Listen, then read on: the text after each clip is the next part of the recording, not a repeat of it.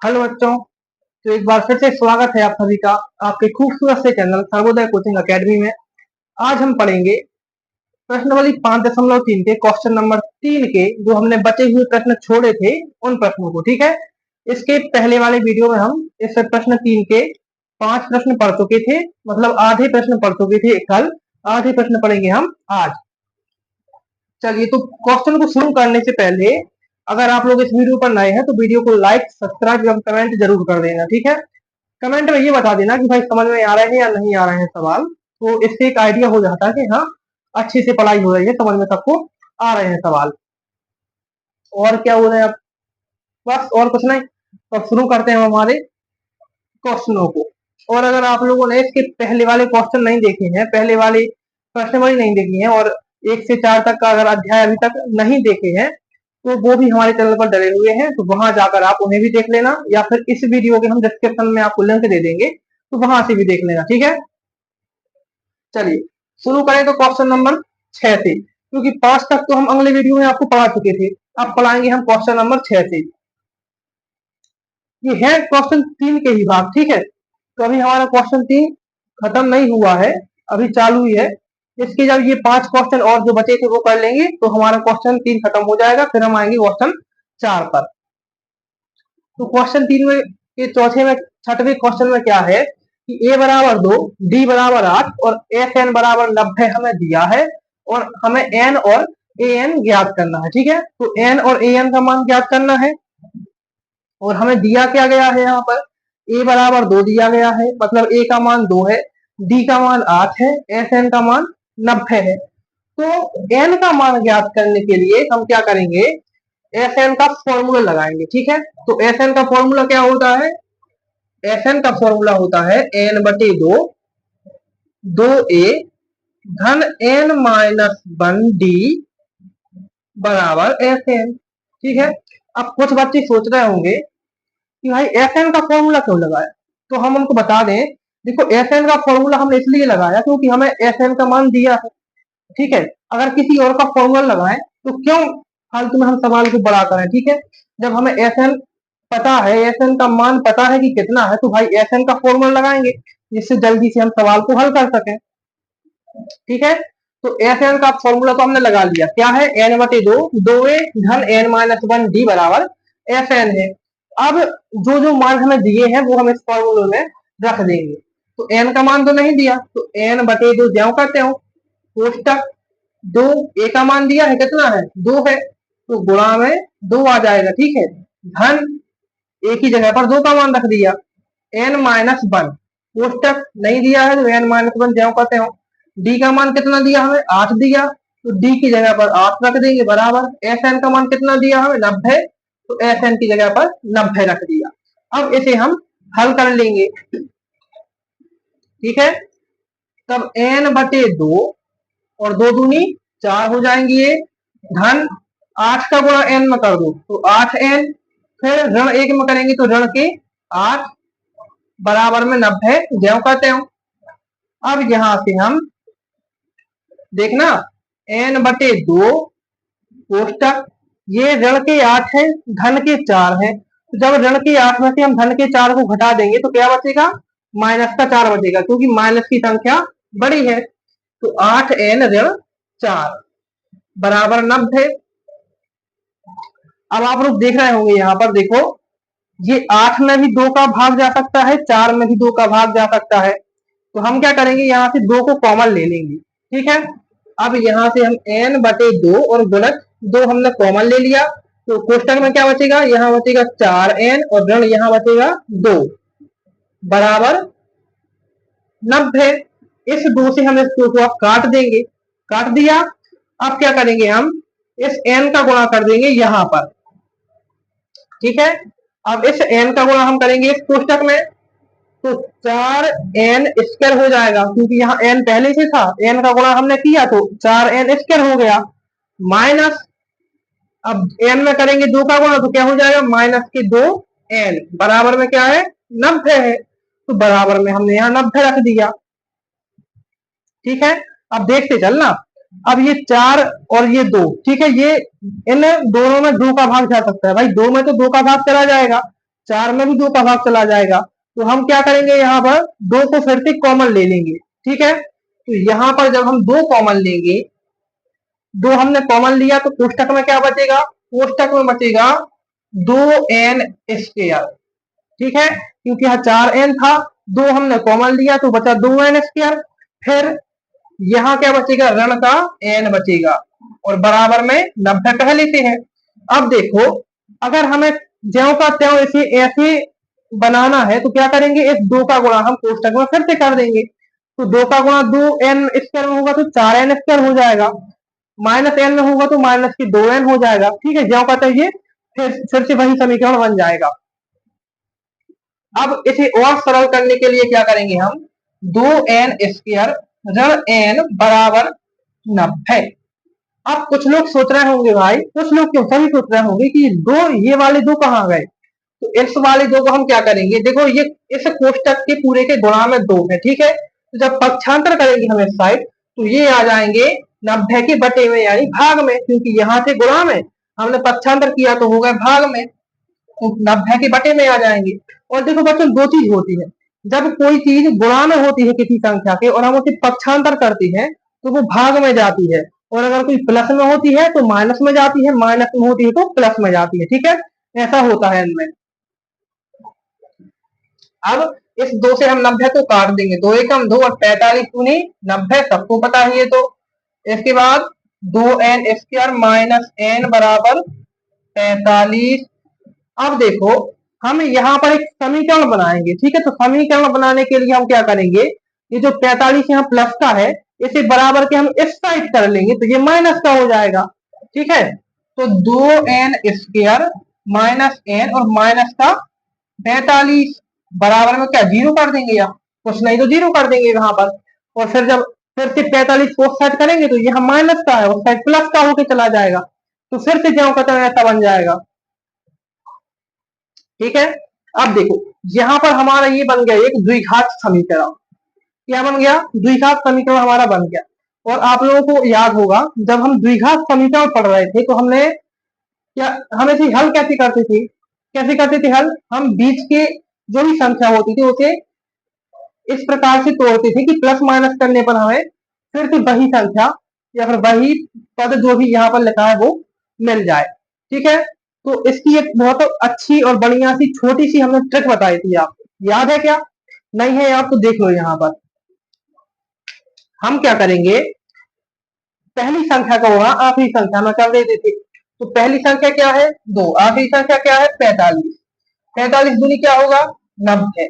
अब 90 को हम ऐसे कौन से भागों में विभाजित कर सकते हैं जिससे प्लस माइनस जब भी हम करें तो बीच की संख्या जो है वो हमें मिल जाए।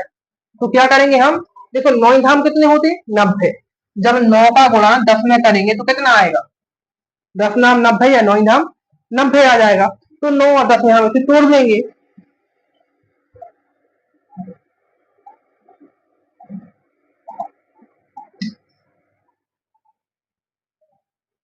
ठीक है, 9 और 10 में हम इसे तोड़ देंगे, तो क्या लिखेंगे यहाँ पर, अब देखो माइनस की संख्या चाहिए हमें यहाँ पर, तो 2n स्क्वायर माइनस का, नहीं सॉरी प्लस का 9n और माइनस का 10n, फिर माइनस के 45 तो है यहाँ पर तो वो, और बराबर में क्या है 0 है। ठीक है, तो ये हमने इस तरीके से यहाँ पर लिख लिए, 2n स्क्वायर प्लस के 9n माइनस के 10n माइनस के 45 पहले से थे बराबर 0। अब जब माइनस के 10n में से हम प्लस के 9n को घटाएंगे तो क्या बचेगा, एक n बचेगा। कैसा n बचेगा, वो बचेगा माइनस का, क्योंकि माइनस की संख्या यहाँ बड़ी है, तो ज्यों का त्यों ऐसा हमें मिल जाएगा। ठीक है, अब यहाँ से हम दो दो पदों को लेंगे और यहाँ से एक एक चीज कॉमन लेंगे। ठीक है, तो यहाँ हमें क्या कॉमन मिलेगा, यहाँ हमें कॉमन मिल जाएगा इन दोनों में से 2। ठीक है, 2 हमें कॉमन मिलेगा, नहीं यहाँ हमें कॉमन मिलेगा n, हाँ n मिलेगा हमें यहाँ कॉमन, क्योंकि इसमें भी n है इसमें भी n है, तो हमने यहाँ से एक n कॉमन ले लिया भाई। ठीक है, एक n हमने जब कॉमन लिया तो अंदर क्या बचेगा, अंदर यहाँ बचेगा 2n और धन 9। और फिर से जब इसका गुणा कर देंगे तो ज्यों कहते हो हमें ये मिल जाएगा। एन का गुणा इसमें करेंगे 2n², 9 में करेंगे तो 9n मिल जाएगा, फिर माइनस का चिन्ह। अब यहां से क्या कॉमन लें हम, तो यहां से 5 कॉमन ले सकते हैं, क्योंकि 5 का भाग 10 में भी जाएगा, 5 दूनी 10, 45 में भी जाएगा, 5 नाम 45। तो यहां से हमने लिया भाई 5 कॉमन, कोष्टक। अब अंदर क्या बचेगा, तो अंदर यहां पर क्या बचेगा देखो, अंदर यहां पर बचेगा 2n प्लस। अब प्लस क्यों लिखा है हम, यहाँ तो माइनस है, फिर हमने यहाँ प्लस क्यों लिखा, हमने यहाँ इसलिए प्लस लिखा क्योंकि 5 के सामने क्या है, माइनस है, माइनस के 5 है। जब इनका गुणा कोष्टक के अंदर करेंगे तो माइनस प्लस माइनस हो जाएगा, तो फिर से ये वाली संख्या मिल जाएगी। ठीक है, तो यहाँ क्या आएगा, यहाँ आएगा 9 बराबर 0। अब 5 का गुणा करो इस कोष्टक में, तो 5 दूनी 10, माइनस के 10 है, फिर माइनस के 5 का इसमें, तो 5 नाम 45, माइनस के 45। ठीक है, जो कहते हो गए, समझते चलना धीरे धीरे, क्योंकि एन का मान निकालने की प्रोसेस जो है वो इस सवाल में बहुत लंबी है। ठीक है, तो मैं बहुत अच्छे से आपको समझाते जा रहा हूं धीरे धीरे। अब यहां से हम दो कोष्टक हैं, तो एक कोष्टक कॉमन ले लेंगे और एक कोष्टक बनाएंगे उन संख्याओं का जो हमने यहाँ उभयनिष्ठ ली थी। तो सबसे पहले तो 2n धन 9, इन दोनों में से एक कोष्टक हमने ये ले लिया, एक कोष्टक बनाया उन संख्याओं का जो हमने उभयनिष्ठ ली थी, कौन कौन, n और माइनस के 5, बराबर में क्या है, 0 है।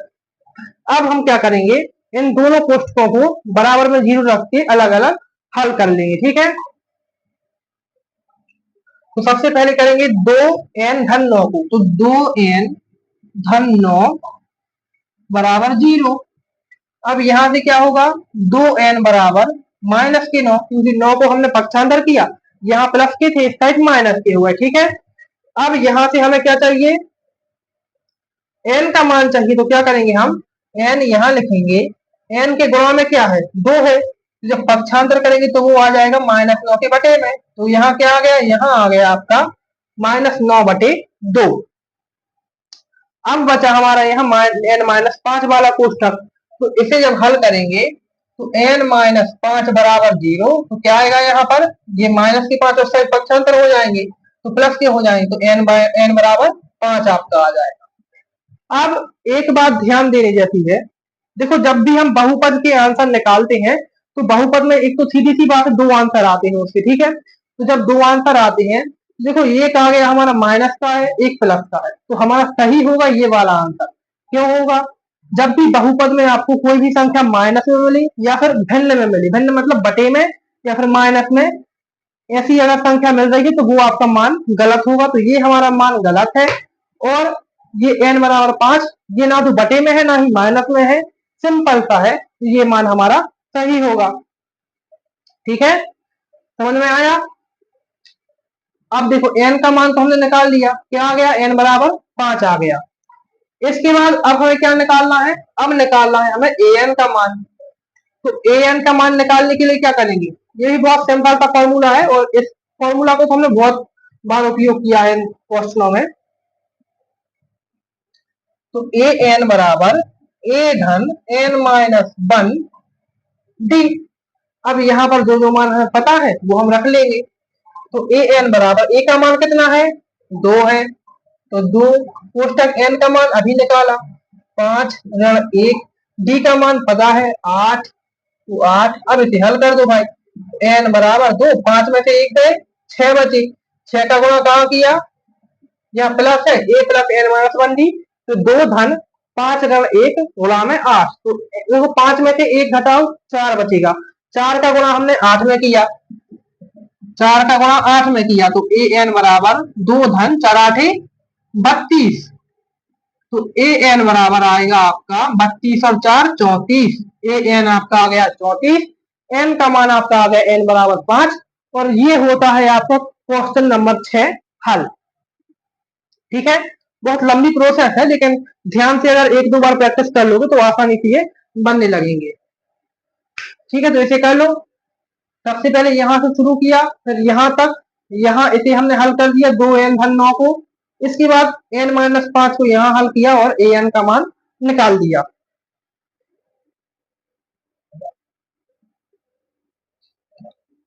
चलो अब इसके बाद करेंगे हम क्वेश्चन नंबर 7। ठीक है, क्वेश्चन नंबर 7 तो सरल है, लेकिन क्वेश्चन नंबर 8 जो है वो लगभग इसी के जैसा है। ठीक है,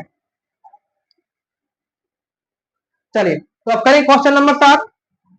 हो गया ये? हाँ, तो अब करेंगे क्वेश्चन नंबर 7। चलिए, तो ये है हमारा क्वेश्चन नंबर 7। ठीक है, अब इस क्वेश्चन 7 में हमें क्या करना है, फिर से वही प्रोसेस होगी। देखो, ए का मान 8 दिया है, ए एन का मान हमें 62 दिया है, एफ एन का मान हमें 210 दिया है, और एन और डी का मान हमें ज्ञात करना है। ठीक है, तो अब यहाँ पर कौन सा फॉर्मूला लगाएंगे हम? फॉर्मूला वही लगेगा एफ एन का, लेकिन अब लगेगा दूसरा वाला फॉर्मूला। तो भाई दूसरा वाला फॉर्मूला क्यों लगेगा? तो देखो, दूसरा वाला हम इसलिए लगाएंगे क्योंकि हमें ए एन का मान पता है। ए एन क्या होता है? ए एन होता है आखिरी पद। आखिरी पद क्या है? A N. कितना दिया है? 62 दिया है। तो एफ एन का हम दूसरा वाला फॉर्मूला लगाएंगे। कौन सा वाला? ये वाला, एन बटे 2 कोष्टक में ए धन एल बराबर एफ एन। अब एल का है, देखो ए एन का मान दिया है, लेकिन यहाँ ए एन कहाँ लिखा है ना, कुछ लोगों को डाउट हो रहा होगा कि जब ए एन का मान दिया है हमें, तो एल यहाँ पर क्यों है, ए एन क्यों नहीं है? तो देखो भाई, इस फॉर्मूले में हम एन को ही मानते हैं आखिरी पद। ठीक है, यहाँ ए एन भी आखिरी पद होता है, एल भी आखिरी पद होता है, तो कंफ्यूज होने की उसमें कोई बात नहीं है। जैसे आपका घर का नाम कुछ होगा, स्कूल का नाम कुछ होगा, ठीक है, तो ऐसा होता है, लेकिन वो तो भाई आप एक ही चीज हो ना। जैसे आपका घर का नाम बिट्टू है, और मान लो स्कूल का नाम कोई सौरभ कछु भी होगा ऐसा। ठीक है, तो दो नाम, एक पर्सन, एक आदमी के दो नाम हो सकते हैं। ऐसा ही आखिरी पद ए एन से भी केस है और एल से भी केस है। चलो, तो अब अपन करेंगे इसे हल। अब जो जो मान हमें दिए हैं वो मान हम यहाँ रखेंगे। तो एन का मान तो ज्ञात करना है, तो उसे छोड़ दो। अब यहाँ एन जो कहते हो बटे में 2, ए का मान कितना दिया? 8, धन आखिरी पद कितना है? 62, एस एन कितना है? 210।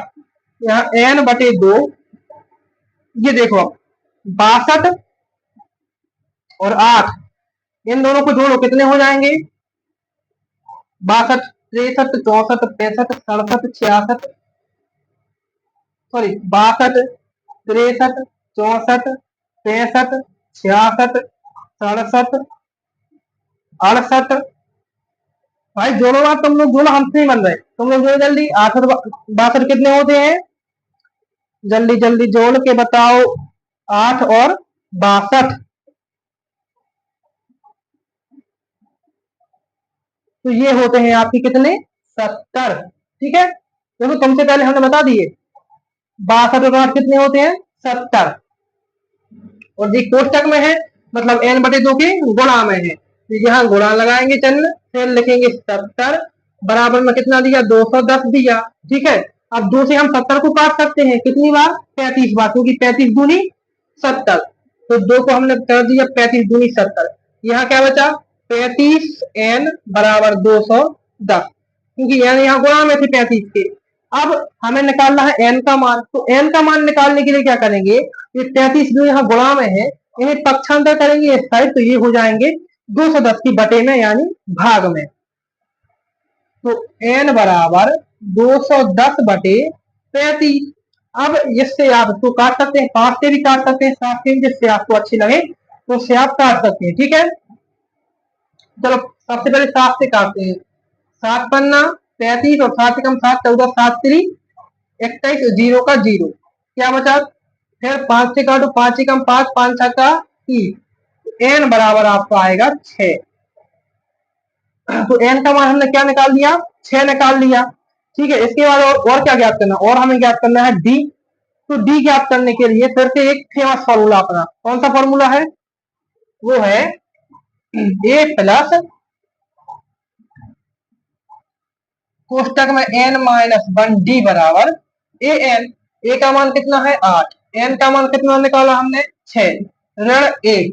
डी का मान कितना है वो तो ज्ञात करना है, तो डी क्या होगा? क्या ए एन का मान कितना है? 62, 62। अब इसे हल करो, 8 धन 6 में से 1 घटाओ, 5 बचेगा, गुणा में डी है तो 5 डी बराबर 62। अब यहां से 5 डी बराबर 62, ये 8 यहाँ प्लस के हैं, हमने पक्षांतर किया उस साइड, तो हो गए -8। तो फिर 5d बराबर, अब 62 में से 8 घटाओ जल्दी, तो कितना बचेगा, यहाँ बचेगा आपका 54 54। तो अब हमें चाहिए डी का मान, तो डी का मान निकालने के लिए हम क्या करेंगे, ये जो डी के गुणा में 5 है, इन्हीं पक्षांतर करेंगे उस साइड, तो आएंगे 54 के भाग में।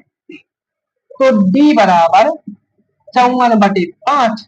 अब इसे ज्यादा हल नहीं करेंगे हम, ठीक है, आंसर इतना आएगा आपका, एन का मान आ गया 6, डी का मान आ गया 54/5। चलो इसे कर लो जल्दी से, ये सरल क्वेश्चन है पूरे।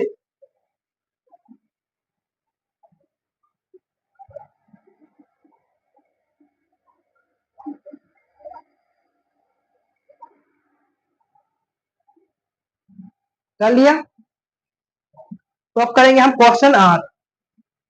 चलो अब करेंगे क्वेश्चन 8। चलो भैया, तो ये आ गया आपका क्वेश्चन नंबर 8, ठीक है। प्रश्न 3 के 8वें भाग पे यहाँ पर आ चुकी है। अब इसमें क्या क्या दिया है हमें, इसमें दिया है ए एन का मान 4, डी का मान 2, एफ एन का मान 14। ज्ञात करना है हमें ए और एन और ए हमें ज्ञात करना है, ठीक है। तो यहाँ सबसे पहले हम ए ज्ञात करेंगे, ए का मान। तो ए का मान ज्ञात करने के लिए हमारा फेमस फॉर्मूला कौन सा है, वो है ए धन कोष्टक में n-1 d बराबर ए एन। अब यहाँ पर जो जो मान हमें दिए हैं वो मान हम सबसे पहले रखेंगे। तो ए का मान तो ज्ञात नहीं, तो वही तो ज्ञात करना, तो ए ज्यो कहते हो धन, एन का मान पता है क्या, नहीं है, तो n-1 ज्यो कहते हो। डी का मान पता है कितना है 2, धन ए एन का मान कितना है, ए एन दिया है हमें 4, तो 4 लिख देंगे, यहाँ बराबर का साइन है, ठीक है। आप इस 2 का गुणा कोष्टक में करेंगे, तो ए धन 2n, फिर -1 में क्या होगा, -2 बराबर 4। अब ए धन 2n बराबर, ये 2 यहाँ माइनस का है, बराबर को सेट करेंगे तो प्लस का हो जाएगा, तो 4 धन 2, तो ए बराबर ए धन 2n बराबर 4 और 2 6। अब हमें सिर्फ ए का मान चाहिए, तो क्या करेंगे हम, ये 2n यहाँ प्लस के हैं, उस साइड करेंगे बराबर की, तो माइनस के हो जाएंगे, तो ए बराबर 6 - 2n, तो ये हमारा बन गया एक समीकरण, ठीक है। समीकरण इसे देंगे हम 1, नाम दे देंगे समीकरण 1। अब हमें ए का मान तो पूरा पूरा प्राप्त नहीं हुआ, लेकिन यहाँ पर एक हमें समीकरण मिल गया, ठीक है। समीकरण जब मिल चुका है, तो अब यहाँ से हम लगाएंगे एस एन का फॉर्मूला, क्योंकि एस एन का मान हम दिया है हमें, तो एस एन का फॉर्मूला क्या होता है। अच्छा, और एस एन का हम कौन सा वाला फॉर्मूला लगाएंगे ये बताओ, तो एस एन का हम लगाएंगे पहला वाला फॉर्मूला, ठीक है। तो क्योंकि हमें एन का मान भी ज्ञात करना है और ए का मान भी ज्ञात करना है, तो एस एन का हम पहला वाला फॉर्मूला लगा लेंगे। एस एन का पहला वाला फॉर्मूला क्या होता है, n/2 2a धन n-1d बराबर एस एन। अब यहाँ पर जो जो मान दिए हैं वो हम रखेंगे, तो n का मान तो पता नहीं, तो n/2 जो पाते हो, धन 2, ए का मान पता है कितना, समीकरण से 6 - 2n, ए बराबर 6 - 2n है, तो ए की जगह पर हम रखेंगे 6 - 2n, तो गुणित कोष्टक में 6 - 2n धन n-1 ज्यो कहते हैं, डी का मान पता है कितना है 2 है, तो 2, और एस एन का मान क्या है, माइनस का 14 होगा, किताब में लिखा है माइनस का 14 है, वो थोड़ी थंबनेल बनाने में दिक्कत हो गई, ठीक है। तो एस एन बराबर माइनस का 14, तो यहाँ लिखेंगे हम एस एन का मान कितना है, -14 है। अब देखो यहाँ पर हम इससे समीकरण को पूरे हल करेंगे, उसके बाद देखेंगे क्या मिलेगा। तो अब जब इसे हल करेंगे तो n/2 ज्यो कहते हो कोष्टक 2 का गुणा इसमें कर दो, 2 6 12, तो यहाँ आएंगे 12, फिर माइनस के 2n में करो 2 का गुणा, तो आएंगे -4n, फिर धन, अब इस कोष्टक में कर लो 2 का गुणा, तो 2 का सबसे पहले n में, तो 2n, फिर ऋण 1 में तो आएगा -2, फिर बराबर में क्या है -14, ठीक है। अब इसे हल कर लो, तब n/2 कोष्टक, यहां से देखो सबसे पहले ये 12 में से हमने इन 2 को घटा दिया, ठीक है, अलग अलग हम बता दे रहे हैं, 12 में से हमने 2 को घटाया, माइनस के 4n में से हमने धन के 2n को घटाया, तो जब 12 में से 2 घटाओगे तो 10 मिलेगा, और माइनस के 4n में से धन के 2n घटाओगे तो माइनस के 2n मिलेगी, क्योंकि माइनस की संख्या हमारी बड़ी है। तो यहाँ लिखेंगे सबसे पहले क्या, माइनस के 2n, और क्या लिखेंगे, और क्या बचा, 12 में से 2 को घटाया कितना बचा, 10 बचा, धन के 10, फिर कोष्टक बंद, बराबर क्या है, माइनस के 14 ज्यों के त्यों।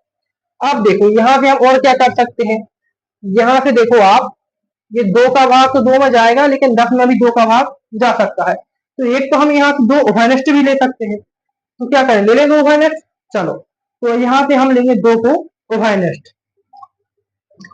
तो जब यहाँ से n बटे 2, तो गुणा में क्या लिखेंगे, 2, 2 हमने उभयनिष्ठ लिया, कोष्टक लगाया।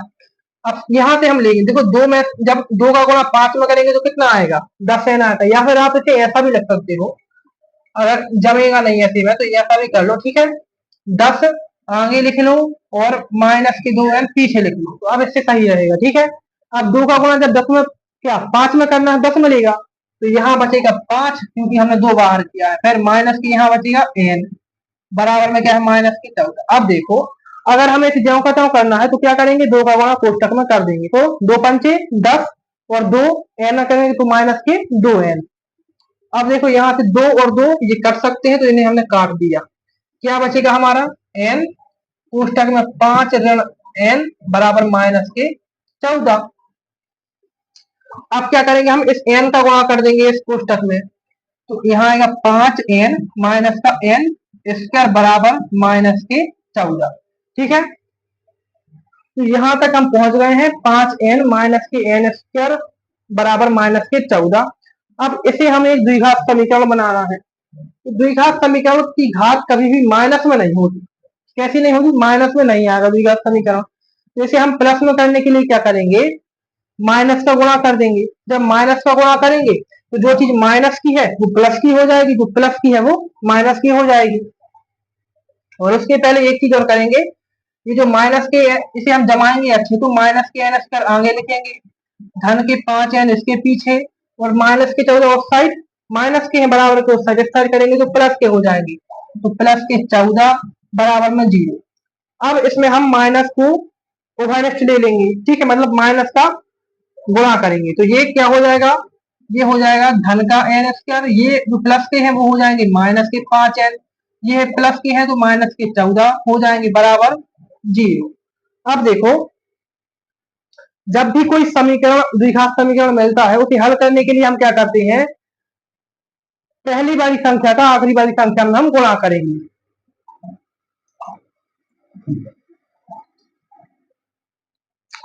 तो पहली वाली संख्या तो कुछ नहीं है, तो यहाँ हम मान लेंगे 1 है, ठीक है। और 1 का जब 14 में गुणा करेंगे तो क्या आएगा, 14 आएगा, ज्यों का त्यों, ठीक है। तो यहाँ पर आ गया हमारा 14। अब 14 को हम ऐसी ऐसी संख्या में तोड़ सकते हैं ताकि जोड़ना घटाना करने पर हमें माइनस के 5 मिल जाए, और गुणा करने पर ज्यों का त्यों 14 भी मिल जाए। इसे हम करेंगे 2 सत्ते 14, ठीक है, 2 का गुणा जब 7 में करोगे तो 2 सत्ते 14 मिलेगा। अब यहाँ हम लिख भी सकते हैं कि भाई एन स्क्वायर माइनस के कितने लिख सकते हैं, यहाँ प्लस की लिख सकते हैं 2n, माइनस की लिख सकते हैं 7n, और माइनस की 14 बराबर 0। अब जब माइनस के 7n में से प्लस के 2n को घटाएंगे तो माइनस के हमें 5n मिल जाएंगे, क्योंकि माइनस की संख्या बड़ी है, ठीक है। अब इसमें से हम उभयनिष्ठ लेंगे कुछ चीजों को, तो इन दोनों में से क्या उभयनिष्ठ आएगा, इन दोनों में से हमें क्या उभयनिष्ठ मिल सकता है, बताओ जरा। तो इन दोनों में से हमें उभयनिष्ठ मिलेगा n, ठीक है। तो जब n उभयनिष्ठ लेंगे तो क्या बचेगा कोष्टक के अंदर, kn का स्क्वायर था, तो यहाँ एक n बचेगा, फिर यहाँ 2n था गुणा में, तो यहाँ से बचेगा 2, फिर माइनस का चिन्ह। अब यहाँ से क्या उभयनिष्ठ लें हम, तो यहाँ से हम उभयनिष्ठ ले सकते हैं 7 को, तो यहाँ हमने 7 लिया उभयनिष्ठ, क्या बचेगा कोष्टक के अंदर, यहाँ 7n था तो सिर्फ यहाँ बचेगा n, फिर धन का चिन्ह आएगा क्योंकि हम माइनस का है, जब इसका गुणा करेंगे तो माइनस प्लस माइनस हो जाएंगे, जहां का हो जाएगा, 14 है, 7 दूनी 14, इसमें गुणा करोगे तो 14 मिलेगा बराबर में 0। अब यहाँ से इन दोनों में से कोई एक कोष्टक और एक कोष्टक बनाएंगे उन संख्याओं का जो हमने उभयनिष्ठ ली थी। तो n धन 9 n धन 2 और कोष्टक में n ऋण 7 बराबर 0। अब इन दोनों कोष्टकों को अलग अलग हल करेंगे। सबसे पहले n धन 2 को करेंगे तो क्या आएगा, n धन 2 बराबर 0, तो n बराबर आएगा माइनस का 2, क्योंकि पक्षांतर होकर उस साइड पहुंचेगा तो प्लस का है माइनस का हो जाएगा। इसके बाद करेंगे इसे हल, n ऋण 7 बराबर 0, तो n बराबर क्या मिलेगा 7, ये माइनस का है पक्षांतर होगा, ये प्लस का हो जाएगा। अब यहाँ से हमारा कौन सा उत्तर सही है और कौन सा गलत है ये बताओ। तो देखो जब बहुपद में कोई भी संख्या अगर आंसर क्या माइनस में आ रहा है तो वो गलत होगा और जो प्लस में आ रहा है वो सही होगा, मैंने पहले ही बताया था। तो ये हमारा गलत होगा, ये हमारा सही होगा, n बराबर 7। तो n का मान हमें मिल गया कितना 7। अब चाहिए हमें किसका मान, a का मान। तो a का मान ज्ञात करने के लिए क्या करेंगे, फिर से हम वही फॉर्मूला लगाएंगे, कौन सा, ये पहला वाला फॉर्मूला लगाएंगे, ठीक है। तो हमें यहां से मिलेगा कौन सा मान, 7, a का मान मिल सकता है। लेकिन एक और चीज है जो है समीकरण 1, यहाँ हम n का मान रख सकते हैं, तो यहाँ हमें a का मान मिल जाएगा, ठीक है। तो यहाँ क्या करेंगे हम समीकरण 1 से समीकरण 1 क्या है, a बराबर 6 ऋण 2n, n का मान कितना है हमारा 7, a बराबर 6 ऋण 2 गुणे 7, तो a बराबर 6 माइनस 7 दूनी 14, तो a का मान आएगा आपका माइनस का 8, ठीक है। a का मान कितना आ गया, माइनस का 8 आ गया। तो ये हो गया आपके n का मान क्या है 7, a का मान कितना है माइनस के 8, ठीक है। तो क्वेश्चन नंबर 8 यहाँ पर होता है हल। और इसके बाद करेंगे क्वेश्चन 9 और 10, ठीक है। तो इसे कर लो।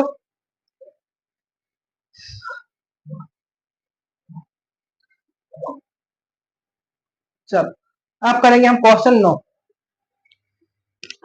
ये है अपना क्वेश्चन नंबर 9, ठीक है।